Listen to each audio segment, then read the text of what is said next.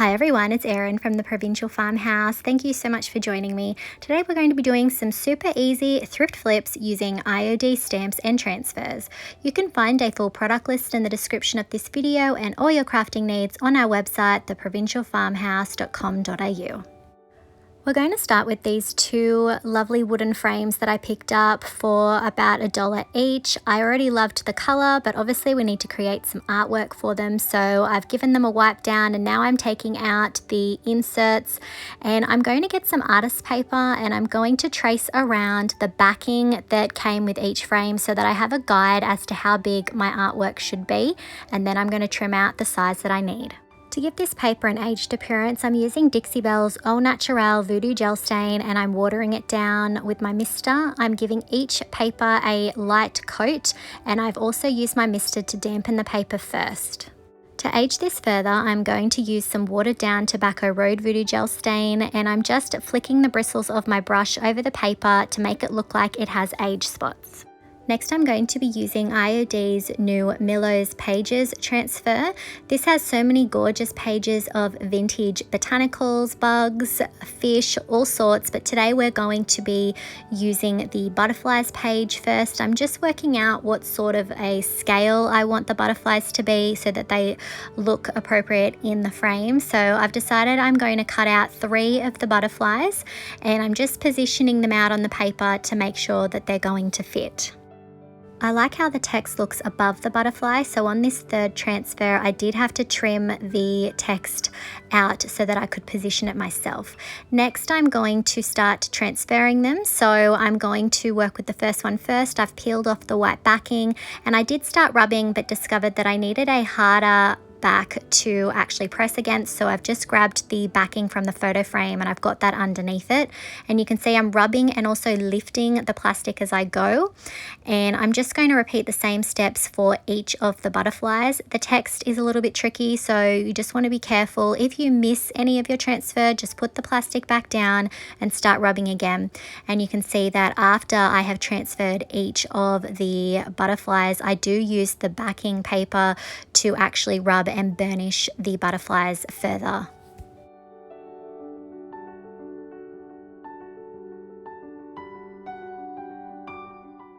Now that I have my first little artwork done, we're going to focus on the second one, and I thought I would take a few mushrooms from the mushroom page. I want to go with 3 again. Odd numbers always look best in compositions, and I got these 2 out, and then I thought maybe I would grab this larger one, but it felt a bit too crowded, so I did end up cutting out a slightly smaller design to use. I just felt like it balanced it a little bit better, and I also decided that I would carefully trim out some of the text from down the bottom. I don't have the correct labels with the correct image, but I just think that it looks great. So I'm going to repeat the same steps. I've got that hard backing behind it. I've peeled off the white backing of each of the transfers, and I'm just going to rub and burnish my design, lifting the plastic as I go. These transfers are so beautiful and detailed, and there are so many things that you can do with these. I think that this booklet is just going to last for ages. I can spread it across so many projects, and you can add transfers to most surfaces. Now it's time to add our artworks to the frames, so I'm going to make sure that I have the artworks up the correct way, and I'm going to put the backing down and then put the little tabs down to hold it in place, and I'm going to repeat the same process for the other artwork as well, and it's just as easy as that, guys. These little artworks were so easy to make. I feel very lucky that I found these beautiful handmade weathered frames, and that all I had to do was take some artist paper and some of IOD's transfers to create some unique decor for my home. Let me know what you think of these in the comments.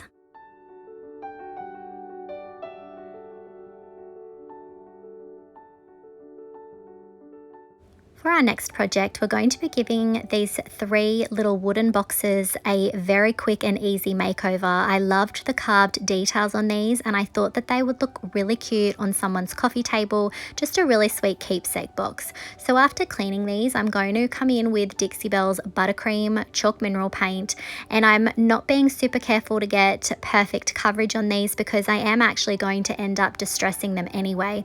So I'm going to work my way through these, covering each of them with 3 coats of buttercream. This is a bit of a darker wood, so it is going to take a few more coats to get full coverage.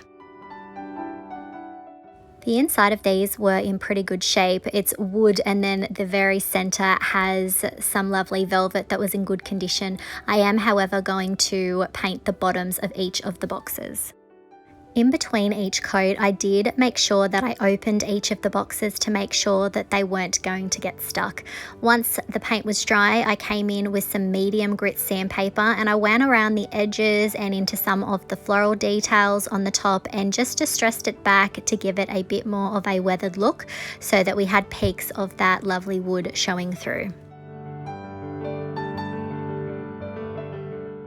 If you don't like a weathered look, this is definitely a step you could leave out, and you would probably finish your project here as opposed to what we're going to move on to next.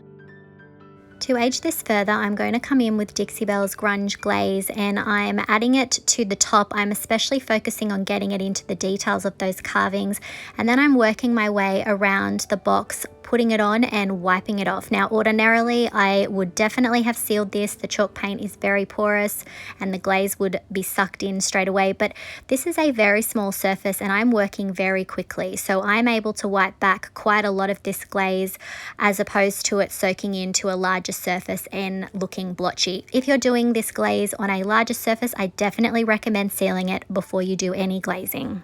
Once my glaze is dry, I'm going to seal each of the boxes with Dixie Belle's Easy Peasy Spray Wax. And here are our finished Keepsake boxes. I think that these turned out really sweet. This was a very easy DIY that anybody can do.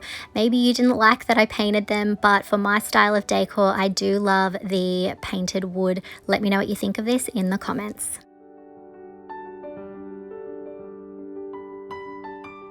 Our third project is this leaf-shaped platter, and we're going to prime it first with Rust-Oleum's Clear Matte Sealer, and then I'm coming in with 3 coats of Dixie Belle's Buttercream Chalk Mineral Paint.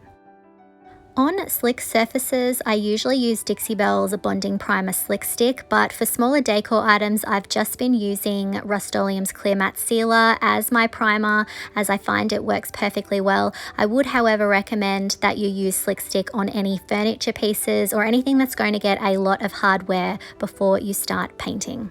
Next, I'm going to be using IOD's Lemon Drop Transfer, and I've got to work out what lemons are going to be suitable on this dish. I don't want anything too big because the scale will just look a bit odd, so I do want something a little bit smaller.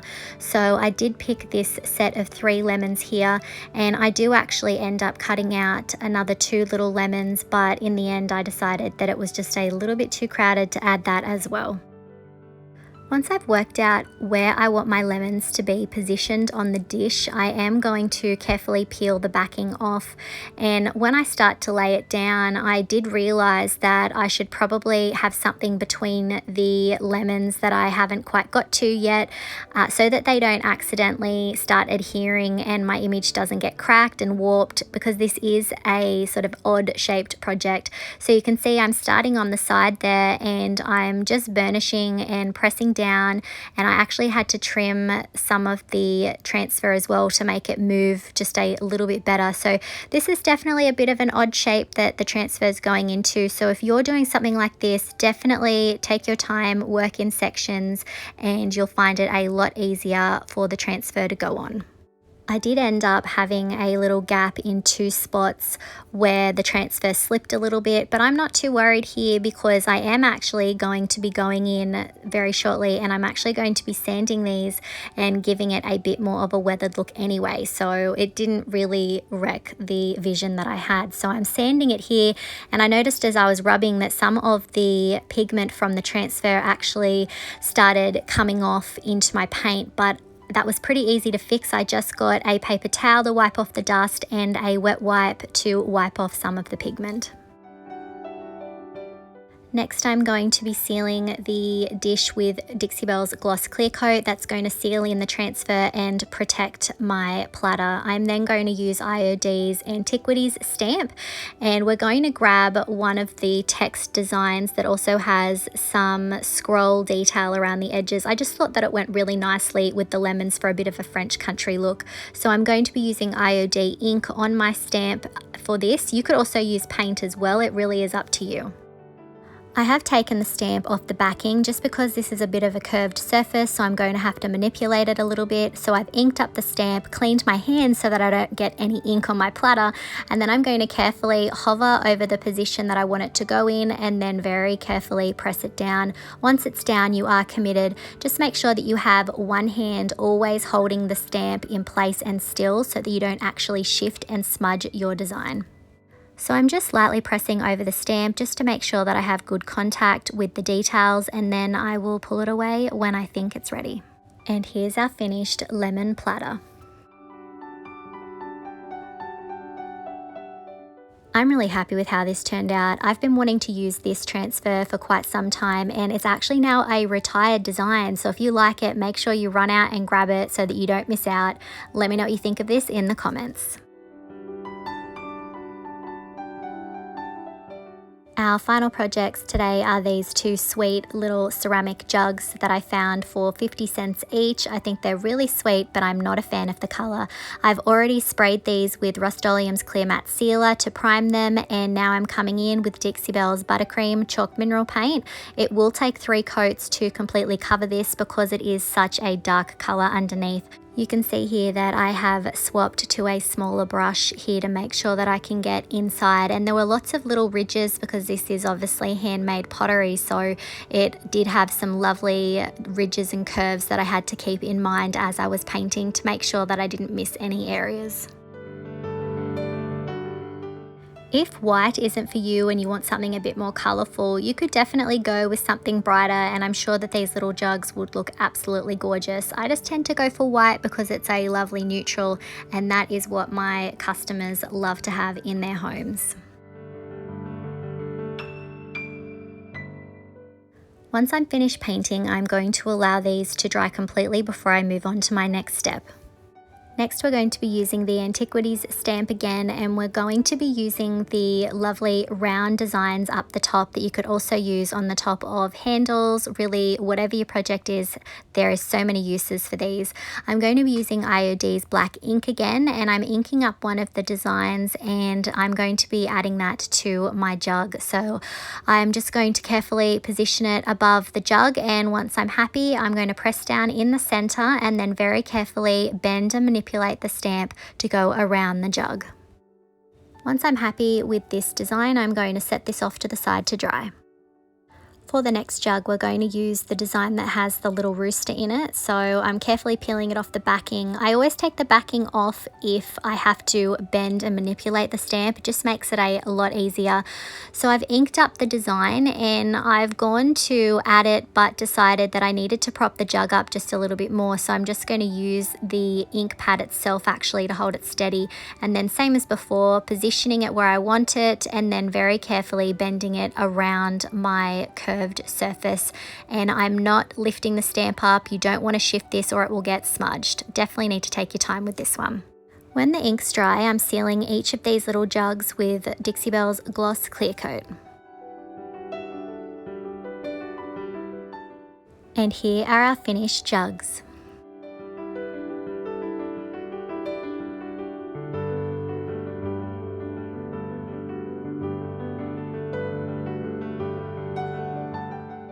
I love how these turned out. I think they look really sweet, and what an easy way to transform some old pottery around your home into something beautiful.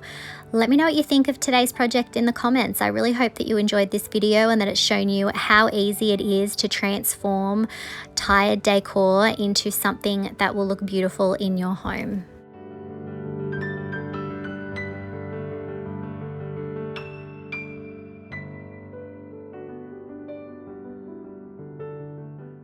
If you enjoyed today's video, please give it a thumbs up, comment, and share it out to a friend that you think might enjoy it.